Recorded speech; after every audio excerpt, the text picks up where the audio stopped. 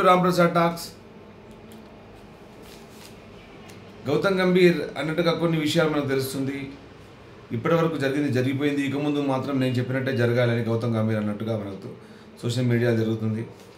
So Rohit Sharma కూడా రేపటి match ఆడబోడు అని తెలుస్తుంది. అలాగే టాస్క్ రోహిత్ శర్మ రాకపోతే అతను ఎంసీజీలో చివరి టెస్ట్ అంటే ఆస్ట్రేలియాలో చివరి టెస్ట్ ఆడినట్టుగా అనుకోవాలి అని చెప్పేసి అటు సామాజిక మాధ్యమాల్లో విస్తృతంగా వస్తుంది. అలాగే చాలా మటుకు ఇన్ఫర్మేషన్ కూడా అలానే పూర్తి కన్ఫర్మ్డ్ కాదు, బట్ అలానే కూడా అందరూ చెప్తున్నారు. సో గంభీర్ మరి ఇన్ని రోజుల తర్వాత ఇప్పుడు ధైర్యం ఎట్లా వచ్చింది, మరి ఇప్పుడు చెప్పడానికి అతనికి అవకాశం ఎవరు ఇచ్చారు, మరి అతను ఎలా ఆథరైజ్డ్గా ఈ విషయం చెప్పగలిగాడు, మరి ఇన్ని రోజులు ఎందుకు చెప్పలేదు? చేతులు కాలినాక ఆకులు పట్టుకున్నట్టుగా ఇప్పుడు మొత్తం ఇండియా ఓడిపోయిన తర్వాత ఇప్పుడు జ్ఞాపకం వచ్చిందా ఈ డిసిప్లిన్ కానీ? అంటే ముఖ్యంగా క్యాచ్లు మిస్ చేశారు, అలాగే రన్నింగ్ బిట్వీన్ ది వికెట్స్, అలాగే బ్యాటింగ్లో చాలా లోపాలు, ఎంతోమంది సీనియర్ బ్యాటర్స్ సేమ్ షాట్కి అవుట్ అవ్వడం. సో అది కుంప ముంచింది. ఆస్ట్రేలియా బ్యాటింగ్ని అద్భుతంగా మరి అవుట్ చేసిన బౌలర్లు ఉన్నారు. సో బుమ్రా, అలాగే సిరాజుద్దీన్, అలాగే హర్షిత్ రాణా, ఆకాష్ దీప్, నితీష్ రెడ్డి, అలాగే రవీంద్ర జడేజా వీళ్ళందరూ కష్టపడ్డారు వికెట్ తీయడంలో.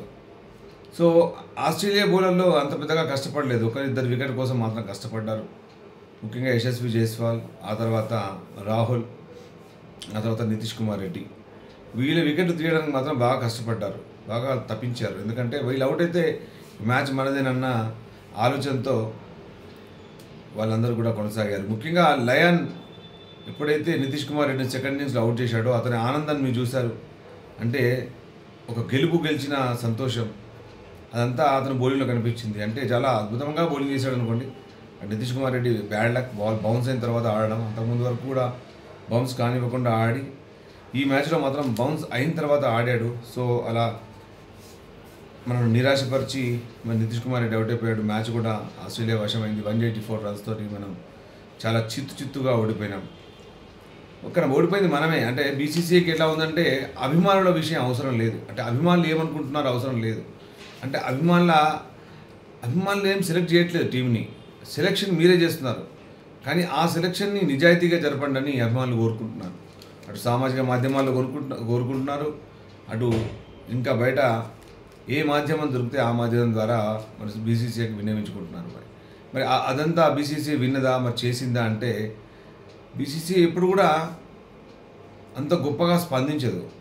వాళ్ళకి ఐపీఎల్ జరిగితే సరిపోతుంది, మిగతా క్రికెట్ అంతా ఎలా ఉన్నా పర్వాలేదు. ఎన్నో అసోసియేషన్లో కూడా ఎన్నో లొసుగులు ఉన్నాయి, బట్ వాళ్ళు ఎప్పుడు కూడా అసలు అవన్నీ కూడా పట్టించుకోరు. మీకు తెలుసు ఉదాహరణ ఎలాంటి ఏ అసోసియేషనో అదంతా మీకు తెలిసిందే. అలాగే నేను ఇంకా ఒక 4-5 మాటలు చెప్దాం అనుకుంటున్నాను. ఐఎమ్ టైర్డ్, నాకు 2 రోజుల నుంచి వీడియోలు చేయట్లేదు, బట్ రేపు మ్యాచ్ ఉంది కదా అని చెప్పి కొంచెం అంతా న్యూస్ చూసిన తర్వాత నాకు కూడా మీతో మాట్లాడాలనిపించింది. సో వీడియో చేస్తున్నాను. ముఖ్యంగా రిషబ్ పంత్ గురించి నేను మాట్లాడాలి. ఇమీడియట్గా రిషబ్ పంత్ని కూర్చోబెట్టాలి. ఈ మ్యాచ్లో కూర్చోబెట్టి అటు మ్యాచ్ ఓడిపోయినా పర్వాలేదు, గెలిచినా పర్వాలేదు, డిసిప్లిన్ అనేది చాలా ముఖ్యం. ఇంత డిసిప్లిన్ లేకుండా ఆడుతున్నప్పుడు పనిష్మెంట్ లేకపోతే వాళ్ళకి ఏమనిపిస్తుందంటే నడుస్తుంది అనుకుంటారు. అలాంటి ధోరణి అనేది ఈ టీంకి మంచిది కాదు, అటు దేశానికి ముఖ్యంగా మంచిది కాదు. అంటే మీ టీం అంటే దేశం, కానీ దేశం అంటే మరి మీరు ఎలా ఆడాలి? దేశానికి ప్రాతినిధ్యం వహిస్తున్నప్పుడు మీరు ప్రాణాలను కూడా లెక్క చేయకుండా ఆడాలి. సో అలాంటి ఆటనే అందరూ కూడా మెచ్చుకుంటారు. సో మీరందరూ ఏదో చేయాల్సిన అవసరం లేదు, జస్ట్ కొద్దిగా కష్టపడితే చాలు. వికెట్పై ఉండాలి, కనీసం పరుగులు అవే వస్తాయి. అట్లాంటి ఒక ప్రాథమిక సూత్రాలు మర్చిపోయి మీ క్రికెట్ ఆడారు. సింపుల్ క్యాచెస్ డ్రాప్ చేశారు, అసలు లేని పరుగు కోసం పరిగెత్తి రన్అట్ అయ్యారు. ముఖ్యంగా కోచింగ్ స్టాఫ్ ఏం చేస్తుంది? ఈ స్టాఫ్ను ఇమీడియట్లీ ఆక్స్ చేయాలి, అందరూ వీళ్ళని ఇమీడియట్గా తీసేయాలి వీళ్ళందరినీ కూడా. ఇలాంటి మొహమాటం లేదు. ఇంకా నిర్ణయాలు తీసుకోకపోతే ఇప్పటికైనా తీసుకోండి, ఎందుకంటే పూర్తిగా కోచింగ్ స్టాఫ్ వైఫల్యం ఇదంతా. మరి కోచింగ్ స్టాఫ్ ఏం చేస్తున్నట్టు? ఒక బ్యాటర్ కంటిన్యూస్గా అదే షాట్కి 20 సార్లు 30 సార్లు అవుట్ అయితే దానికి మరి కోచింగ్ స్టాఫ్ ఏం చేస్తున్నట్టు? అంటే అక్కడ అతని లోపాలు ఎవరివి? ఆ లోపం ఎవరి దగ్గర ఉంది? సో దాన్ని ఎవరు మార్చాలి? సో ఇలాంటి చాలా పాయింట్స్ ఉన్నాయి మాట్లాడుకోవడానికి. ముఖ్యంగా రిషబ్ పంత్ను ఇమీడియట్గా కూర్చోబెట్టి అటు జురెల్ని ఆడిపించాలి. జురెల్ అద్భుతమైన టెక్నికల్గా ఉన్న బ్యాటర్. కొన్ని రిషబ్ పంత్ అంతా ఆడతాడా లేదా అంటే ముఖ్యంగా డిసిప్లిన్ చాలా ముఖ్యం. రిషబ్ పంత్ దగ్గర ఎంత ఆటనే ఉండొచ్చు, బట్ ఇంతవరకు పర్ఫామ్ చేయలేదు. అతని స్కోర్ కూడా 150 లోపట్నే ఉంది 8 ఇన్నింగ్స్లో కూడా. అలాగే కోచింగ్ స్టాఫ్ని ఇమీడియట్గా మరి తీసేసి కొత్త స్టాఫ్ చూసుకోవాలి. అది కూడా బీసీసీఐకి మరి చేతనవుతుందో లేదో చూడాలి. ఎందుకంటే వాళ్ళు అంత తొందరగా నిర్ణయాలు తీసుకోరు. ఇప్పటికే నిర్ణయం తీసుకుని ఉంటే కనీసం మనం 4వ టెస్ట్ అయినా గెలిచి ఉండేవాళ్ళం. ముఖ్యంగా వరల్డ్ క్లాస్ ప్లేయర్, టెక్నికల్గా సౌండ్ ఉన్న బ్యాటర్ని గిల్ని పక్క కూర్చోబెట్టడం, అలాగే అశ్విన్కి మరి మధ్యలోనే వెళ్ళిపోవడం, ఆ తర్వాత ఇక్కడ ఏదో జరుగుతుంది. లేకపోతే ఇట్లాంటి సిచ్యువేషన్స్ అన్నీ కూడా ఇంతకుముందు ఎప్పుడు రాలేదు.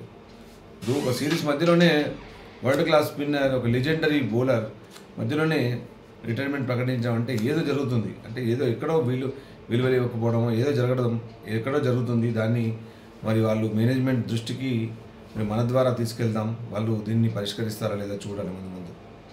అలాగే అంటే పూర్ ఫామ్ వల్ల ఒక క్యాప్టెన్ను తీయడం చరిత్రలో ఇదే మొదటిసారి అవుతుంది. ఒకవేళ రోహిత్ శర్మ రేపటి మ్యాచ్ ఆడకపోతే, నాకు తెలిసి రోహిత్ శర్మ రేపు మ్యాచ్ ఆడాడని అనుకుంటున్నాను. అది కూడా ఒక అందుకు మంచిదే. మనం ఈ ప్లేయర్స్ గురించి ఎక్కువ మాట్లాడుకుంటాం కానీ అటు ప్లేయర్ గొప్పనా అటు క్రికెట్ గొప్పనా? ఆట గొప్ప, తర్వాత మీరందరూ ప్లేయర్లందరూ. మీ ఎట్లాంటి ప్లేయర్లు బోలెడు మంది కొడతారు, చాలామంది కొడతారు, కానీ ఆట మాత్రం గొప్పగా ఉంటుంది. ఆట అందరూ ఆడాలి. కానీ ఆట లేకుంటే మీరు లేరు. మీరు లేకుంటే ఆట బాగుంటుంది, ఇంకోరు వస్తారు ఆడతారు. కానీ ఆటను ఎప్పుడైతే గౌరవిస్తారో అది బోర్డ్ అయినా అది ప్లేయర్ అయినా వాళ్ళు బాగుపడతారు. చూడండి, కంటిన్యూస్గా మంచి మ్యాచెస్ ఓడిపోతున్నారు. చిన్న కంట్రీస్ అంటే 6 కోట్ల జనాభా, 50 లక్షల జనాభా ఉన్న టీమ్స్ కూడా ఇండియాను ఓడిస్తున్నాయి. 100 కోట్ల మంది అంటే దాదాపు చూస్తారు. అలాగే కొన్ని కోట్ల మంది ఇండియాలో క్రికెట్ ఆడతారు. అందుకే ఇండియా అంటే ప్రపంచవ్యాప్తంగా అంత క్రేజీ. అలాగే గొప్ప ప్లేయర్లు కూడా ఉన్నారు. కానీ మన ఇండియాకున్న లోపం ఏదైనా ఉన్నదంటే అది మ్యాచ్ లోపల భయపడుతూ ఉండడమే. పర్ఫార్మెన్స్ను ఒకటి లేజినెస్, రెండోది అంతా భయపడుతూ ఉండడం. ఉత్తినే భయపడతారు.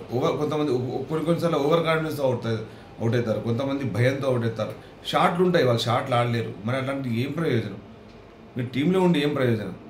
అంటే మ్యాచెస్ అన్నీ కంటిన్యూస్గా ఓడిపోతున్నా కానీ మీ పర్ఫార్మెన్స్ చెత్తగా ఉండి మీరు ఫెయిల్ అవుతున్నా కానీ మీరు టీంలోనే ఉంటారు. కానీ అటు మ్యాచ్ ఓడిపోయినా పర్వాలేదు, దేశం ఓడిపోతున్న ఫీలింగ్లో మీకు లేదు, అటు బీసీసీ మేనేజ్మెంట్ కూడా లేదు. ఎందుకంటే అది ఉంటే ఎప్పుడో మార్పులు తీసుకొచ్చేవాళ్ళు.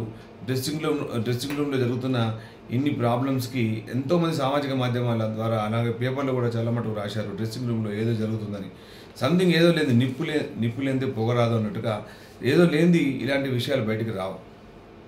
సో అవన్నీ చూసుకోవాలి. ఇప్పుడు ఏది జరిగినా ఓకే, 184 రన్స్తో ఓడిపోయిన ఆస్ట్రేలియా తోటి.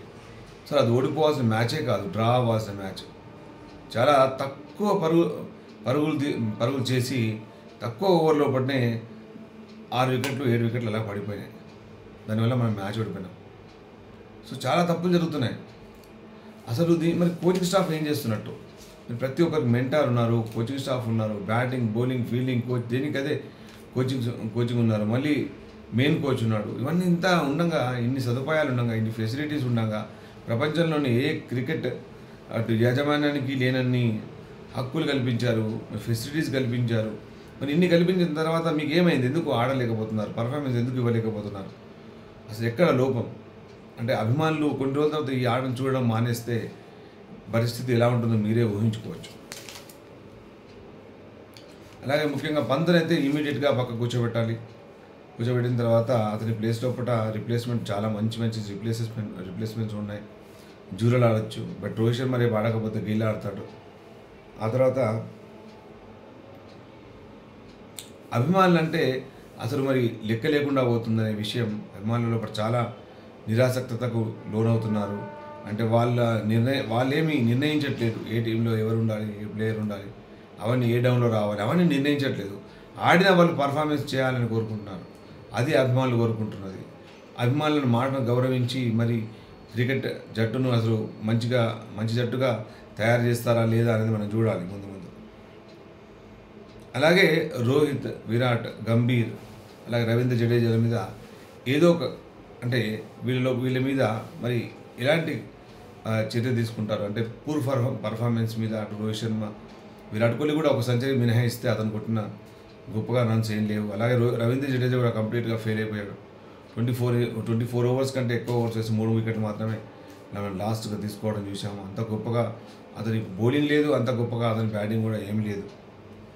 అలాగే ఈ సిరీస్లో ఇప్పటి వరకు హైయెస్ట్ రన్స్ కట్టారు ముఖ్యంగా ట్రావెస్ హెడ్ 410, అలాగే జైస్వాల్ 359 రన్స్, అలాగే నితీష్ కుమార్ రెడ్డి 294 రన్స్, స్మిత్ 277, అలాగే కేఎల్ రాహుల్ 259. వీళ్ళందరూ కూడా 8 ఇన్నింగ్స్ ఆడిన వాళ్ళు. బౌలింగ్ విషయానికి వస్తే మీకు తెలుసు బుమ్రా నెంబర్ 1 పొజిషన్లో 30 వికెట్స్లో ఉన్నాడు. అలాగే కమిన్స్ 20 వికెట్స్, అలాగే సిరాజుద్దీన్ 16, ఆకాశ్దీప్ 5 వికెట్స్తోని లైన్లో ఉన్నారు. సో అంత గొప్పగా పర్ఫార్మెన్స్ ఏం చేయలేదు మరి ఇండియా. ఈ సమిష్టిగా అయితే విఫలమైంది. ఇండివిజువల్గా అయితే అటు చూస్తే యశస్వి జైస్వాల్ బాగానే ఆడాడు, నితీష్ కుమార్ రెడ్డి బాగానే ఆడాడు. ఎవరైతే మనం అంచనాలకు మించి అంటే చాలా అంచనాల మించి రాణించింది ఎవరంటే బుమ్రా. సో అంచనాలన్నింటి కూడా విఫలం చేస్తూ కొనసాగింది. మీ అందరికీ తెలుసు టాప్ ఆర్డర్, మిడిల్ ఆర్డర్ అంతా కూడా కంప్లీట్గా ఫెయిల్ అయిపోయింది. సో అభిమానుల ఆశలు మోస్తూ మంచి పర్ఫార్మెన్స్ ఇస్తూ ముందుకు సాగాల్సిన టీం చాలా చెత్తగా పర్ఫార్మెన్స్ చేసింది. ప్రపంచంలోనే అతి గొప్ప ఒక సిరీస్ ఇది బోర్డర్ గవాస్కర్ ట్రోఫీ. ఎందుకంటే ఇంత క్రేజ్ని మీ జీవితంలో ఎప్పుడు కూడా చూసుండరు. అంత క్రేజ్ ఉంది. టెస్ట్ మ్యాచ్లకు కూడా పడిచచ్చే జనాలు ఉన్నారు. అలాంటి గొప్ప సిరీస్ లోపల భయంకరంగా చాలా చెత్తగా ఆడి ఇండియా మూల్యం చెల్లించుకుంది. సో ఫైనల్ టెస్ట్ కనీసం మరి ఏ విధమైన పర్ఫార్మెన్స్ చేస్తారు, మరి కమ్బ్యాక్ బాగుంటుందా, బౌన్స్ బ్యాక్ బాగుంటుందా చూడాలి. మరి ఏ విధమైన పర్ఫార్మెన్స్ చేస్తారో. మరి రేపు పొద్దున్నే 5 o'clock స్టార్ట్ అవుతుంది. పొద్దున్నే ఇప్పుడు పండుకొని ఇమీడియట్గా లేచి మ్యాచ్ చూస్తూ ఉండాలి. ఇండియా బ్యాటింగ్ అటు ఆస్ట్రేలియా బ్యాటింగ్ టాస్ గెలిస్తే ఏం తీసుకుంటారు అనేది చూడాలి. టాస్ గెలిస్తే డెఫినెట్గా బ్యాటింగ్ తీసుకోవచ్చు. ఎందుకంటే 4th innings ఆడడం కొద్దిగా ఇబ్బందిగా ఉంటుంది ఈ వికెట్ మీద. సో దాంట్లో ముఖ్యంగా మెల్బోర్న్ పెర్త్లో ఉన్నంత బౌన్స్ ఉండకపోవచ్చు, కొద్దిగా బౌన్స్ తగ్గే ఉంటుంది. స్పిన్నర్లకు కొద్దిగా 3వ రోజు నుంచి 4వ రోజు అనుకూలించవచ్చు. అది 3వ రోజు 4వ రోజు వరకు గేమ్ పోతే, లేదంటే రిజల్ట్ వచ్చేస్తుంది. ఫర్దర్గా ఇంకా ప్రాబ్లం ఏముండదు. సో రేపటి రోజు ఎలా ఉంటుంది, రేపు ఎవరెవరి టీంలో ఉంటారు అనేది పొద్దున 5 గంటలకు కానీ అంటే 4:30 టాస్క్ ముందు కానీ మనకు తెలిసే అవకాశాలు లేవు. సో ఇప్పటివరకైతే మనం అందరం కూడా జస్ట్ అజ్యూమ్ రోహిత్ శర్మ ఆడేమో అనుకుంటున్నాం, అంతేగాని పర్ఫెక్ట్గా మనకు అథెంటికేట్గా ఎలాంటి ప్రూఫ్ రాలేదు. కానీ ఒకటి మాత్రం ఆకాశ్దీప్ అలాగే మిచ్ మార్ష్ వీళ్ళిద్దరు కూడా రేపు మ్యాచ్ ఆడబోవట్లేదని మాత్రం విషయం తెలుసు. ఆస్ట్రేలియా జట్టు ఎలా ఉంటుందంటే యజమాన్యం ఎలా ఉంటుందంటే పూర్ పర్ఫార్మెన్స్ని ఎప్పుడు కూడా వాళ్ళు ఎంకరేజ్ చేయరు. సో అతను గొప్ప ఆట ఉంది, ఒక మంచి బాల్కి అవుట్ అయినాడు, అలానే 2-3 దురదృష్టవశాత్తు అవుట్ అయ్యాడంటే అతనికి అవకాశం ఇస్తుందేమో. కానీ ముఖ్యంగా ప్రొఫెషనల్గా ఆస్ట్రేలియన్స్ ఆడతారు, మంచి పర్ఫార్మెన్స్ ఉన్న ప్లేయర్స్ మాత్రమే తీసుకుంటారు. సో రేపటి మ్యాచ్ కోసం మనం అందరం ఎదురు చూద్దాం. మరొక మంచి వీడియోతో ముందుంటాం. Thanks for watching your favourite talk show, Ram Prasad talk show.